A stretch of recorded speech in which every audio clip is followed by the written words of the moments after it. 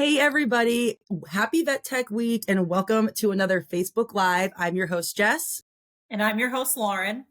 And today we have an extra special guest with us. We are so excited to talk with her about Vet Tech Week, all things Vet Tech, the program, and all of that good stuff. But, before we jump into all of the good content, Lauren's going to give us some Facebook Live tips. So take it away, Lauren. Thanks, Jess. So first of all, congratulations to all of the vet techs watching or wannabe vet techs watching. You've picked a noble profession. You're awesome and you deserve to be celebrated this week. So just wanted to say thank you for all that you do or all that you're working to do. This is a conversation. So if you have any questions, if you want to talk about anything related to the vet tech profession, why you joined, what you love about it, your favorite day at work, please drop that in the comments below. Just don't leave any personal information as the comments are very public. If you need to get in touch with us, you're more than welcome to call Student Services if you are already enrolled at Penn Foster. That phone number is 1-888-427-1000. If you are not enrolled in Penn Foster, but today is one more step on, starting on your journey to becoming a vet tech, you can call our admissions department at 1-888-427-6500. And we're more than happy to chat with you about our programs in the veterinary field and how they may or may not be a great fit for you. You're also more than welcome to check out our website, pennfoster.edu. We have multiple pages on our veterinary programs and tons of information there. The last thing I'll say is this week is all about celebrating our vet techs. So if that applies to you, please feel free to share your experiences, photos, a way that we can call you out on our social media. Just make sure to tag us or send us a direct message so we see it, especially if your account is private, but we'd love to share your stories. All that being said, we want to introduce our guest of honor. Today, we have Sanna, who's the clinical coordinator of the veterinary department at Penn Foster. Welcome, Amber. Hello. Thank you for having me today. I'm very excited to join. Thank you for joining. Could you tell us a little bit about you, your role, and what you do at Penn Foster? Sure. So I am one of the clinical coordinators with the veterinary department here. I've been with Penn Foster for almost 6 years now. And as the clinical coordinator, I basically establish and help establish relationships with the students, their externship sites, support the students and their sites through their externship themselves. If they've ever run into any problems, they'll be coming to me to get some assistance and guidance to help them through that. I also lead the team of instructors who evaluate all of the externship skills. And most recently, I've helped lead some changes to help improve our externship application process and improve clarity on some of the skills. And I'm continuing every day to try to find areas of improvement that we can try to make the externship its best it could be. That's awesome. And we'll definitely want to talk more about externships later, as they're such an important part of our program, but also the experience of becoming a vet tech who really is going out to make such a difference to animals and the people who love those animals every day. So jumping in, tell us a little bit about why we're celebrating today. Let's talk about Vet Tech Week and the theme for this year. Yeah, so Vet Tech Week first started in 1993. So this is the 30th year of Vet Tech Week. And the 30th anniversary gift is a pearl. So they are running with the theme of Pearls of Wisdom this year. And Vet Tech Week takes place on the third week of October every year. And so this year it's from October 15th to 21st right now. And it provides the opportunity to recognize vet techs and our contributions to everything within the veterinary field. We work so hard and we deserve to be recognized. The first time this was celebrated in 1993, and it's continued on ever since. We value vet techs every day of the year, and we continue to thank them for everything that they do. So during Vet Tech Week, we honor them and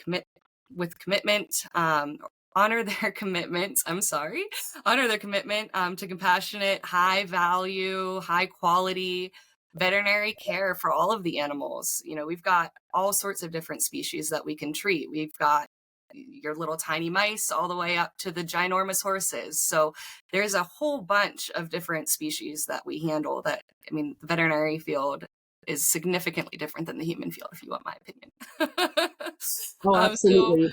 yeah, we, you know, the theme with Pearls of Wisdom is basically giving out advice and tips, you know, what we've learned through our time being in the field, to try to guide the newer technicians. Absolutely. And I think too, as like a civilian or somebody who doesn't work in the field, you kind of forget about all of the species of animals that, you know, vet techs and veterinary professionals are specialized in, because most of us are kind of like cat, dog, and then maybe your occasional rabbit or something like that, you know, like your household I've got a snake. domestic animals, right? And or but the sheer amount of different animals that you are specialized to work with is just so vast. It's incredible what vet techs and veterinary professionals can provide to, you know, the world. And for us, we just see it as, you know, you're taking care of our pets, but at the end of the day, you're taking care of all the animals across the entire spectrum. So it's Absolutely. definitely really, really important to celebrate everything that vet techs bring to the table every single day during this week that we get the opportunity to do every year. I Absolutely. think that being said, like no matter what the animal is, like so many animals that vet techs treat are, you know, somebody's pet and matter so much to a person or to a family. And for vet techs to have the knowledge and skills, not only to identify problems, solutions, and treat them, but also have the experience to know, how do you best handle snake? How do you handle you know, a dog, so that it's not horrified being at the vet, and, you know, show compassion to those animals? How do you handle a horse in a way that it responds well to? Like, that all takes so much compassion, skill, knowledge, and a deep, deep care for what you're doing. And I think that's so admirable. Yeah, it's amazing the amount of different animals that even you probably don't even think about on a daily basis that people in this field are treating. I mean, Yeah.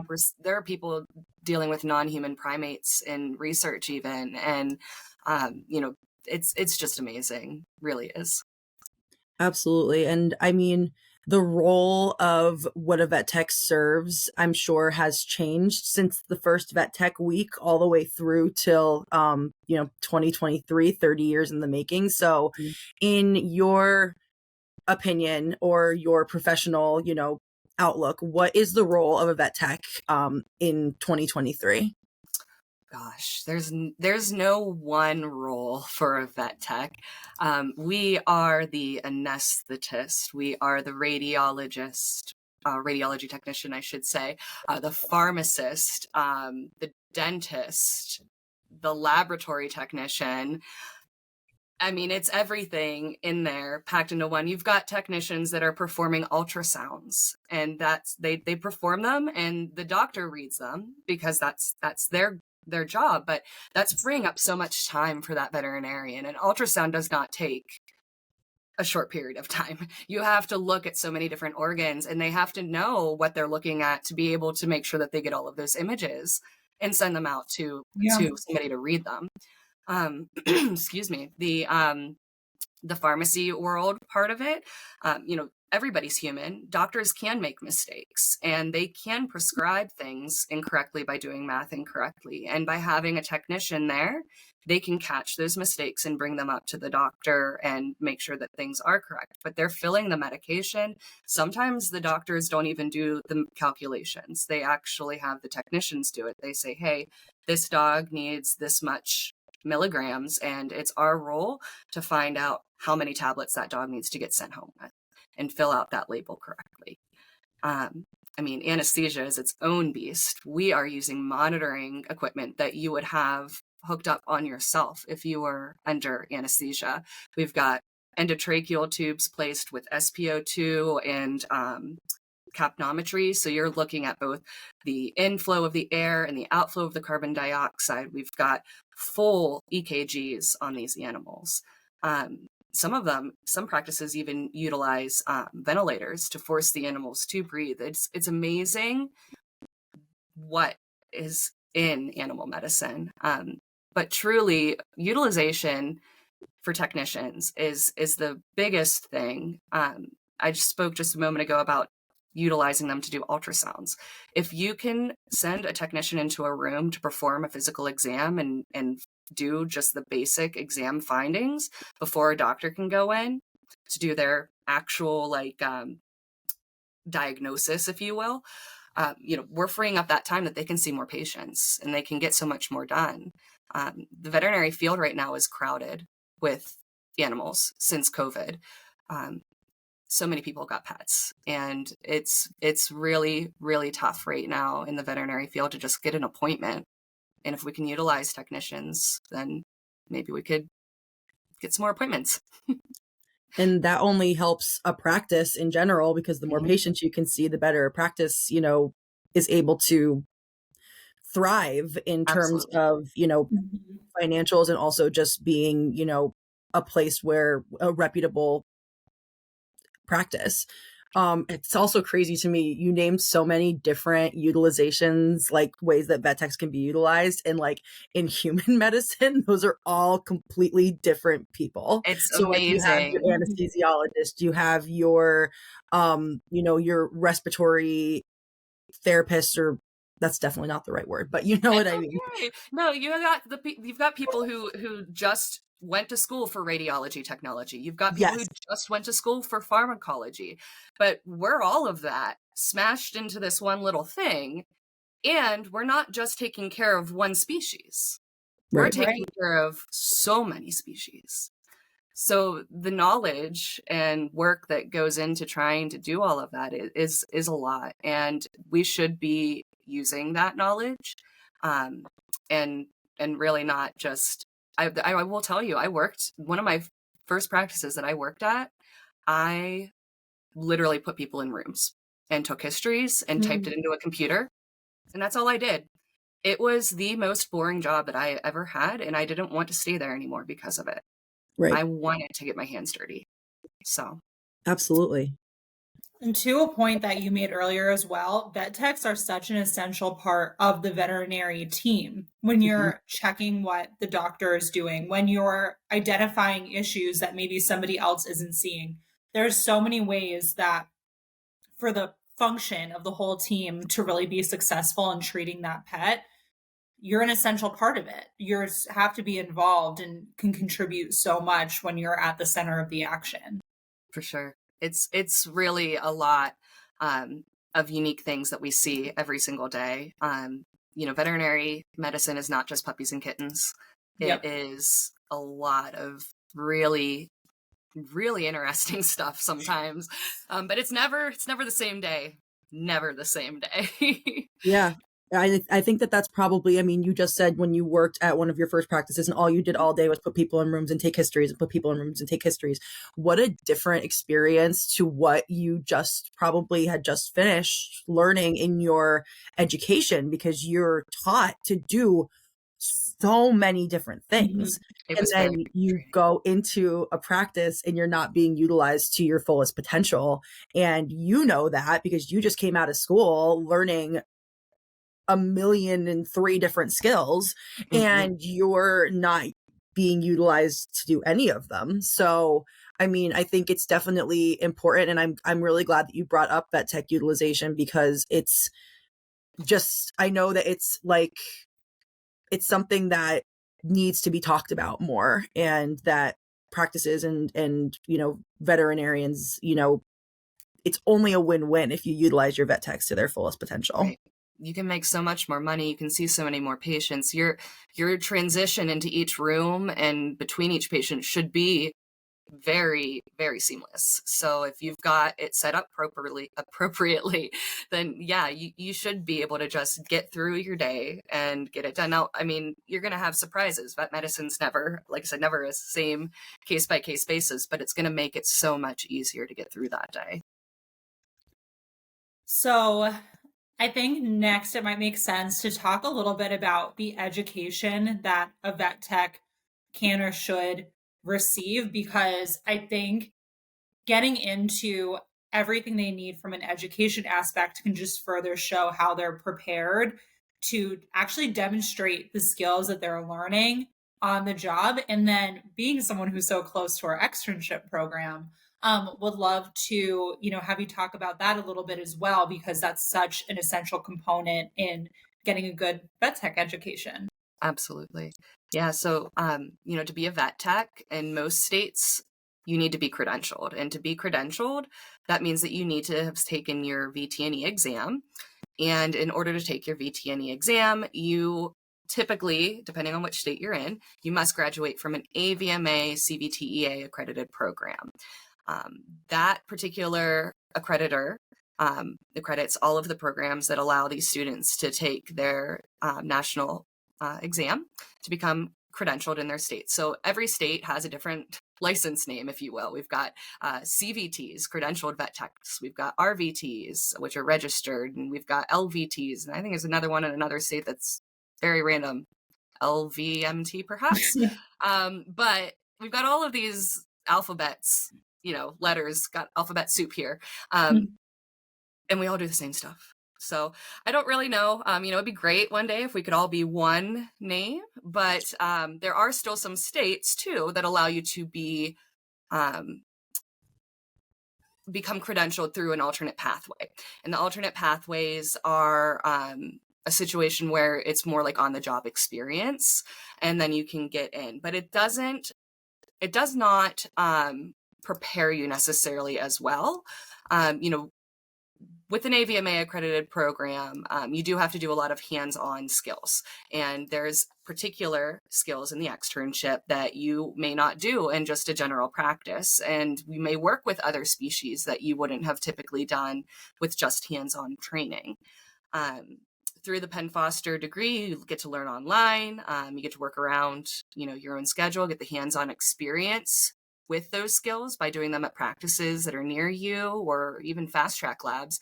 Some people live in a rural, remote location where they, don't have access to certain species. So we have the ability to connect with some fast track labs, which are just little facilities sprinkled throughout the US that have those species, like the large animals, and some also have the exotic animals available. And the students can go there and do these AVMA required skills. Otherwise, they can do them at the practice that maybe they work in already. That might be convenient to them. But there is a list of hands-on skills that every student who graduates from an AVMA accredited program does need to complete. So you can enroll in the vet tech program yourself, or, if you work in the vet industry, there are some facilities that will actually offer you the opportunity for educational benefits while you're there. That's great. We work with a lot of those programs. I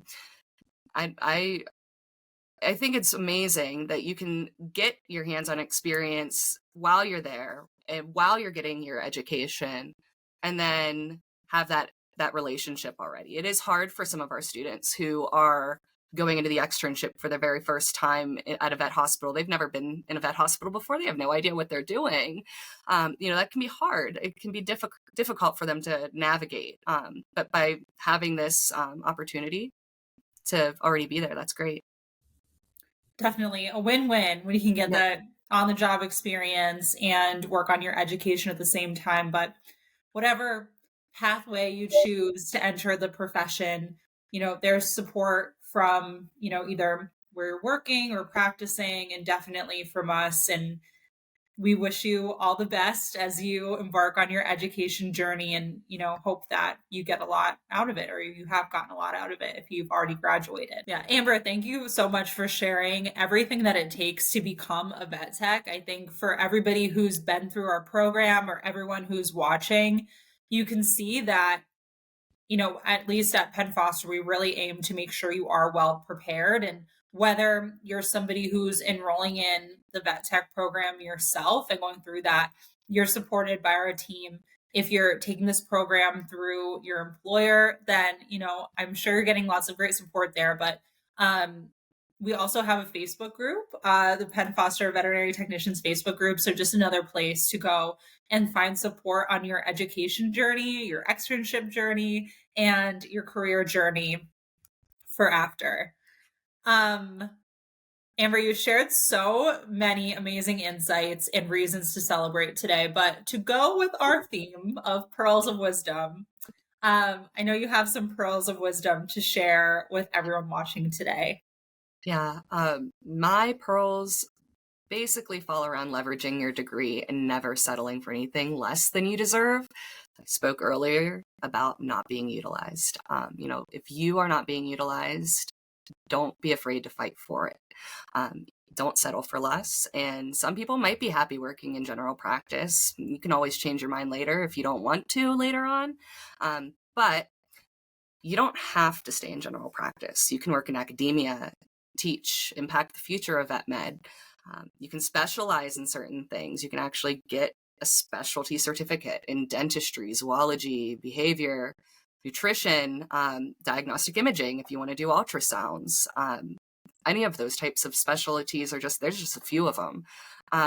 You can be a wildlife rehabilitator. You can become an animal health inspector, work in research with non-human primates. You can you can become a practice manager. And in some states, you can even own your own practice. So don't settle for what they want to give you if you're not happy with it. I just wanted to say that. I'm so glad that you brought that up, because I think it's very easy when you go into a field like this to do one thing and think that that's what you have to do, but it can be a stepping stone to something bigger and brighter and greater if that's something that you want for yourself. And I think it's a pearl of wisdom for Vet Tech Week, but it's a pearl of wisdom just in general to never settle for less than you believe you deserve or less than you worked for. So I'm so glad that you brought that up, and that you had that pearl to share, because I think everybody watching can really relate to that. Just that not settling for what you don't want or what you don't deserve, and that's the beauty of growth. So Amber, thank you so much for joining us today and for giving us so many great insights and pearls of wisdom about vet tech in the field. And we are so grateful to have had you today to celebrate this incredible Vet Tech Week. Anybody who is watching, if you want to share this to anybody that you know that might get something out of our conversation today, please feel free to share and comment below. But we just really want to give a huge shout out, Amber, to you. So thank you so much for joining us today. Thank you very much for having me, and happy Vet Tech Week, everyone. Yes, thank you, Amber. Thank you to all of our vet techs who are out doing incredible work, and happy Vet Tech Week. We'll see you all next time. Bye. Bye.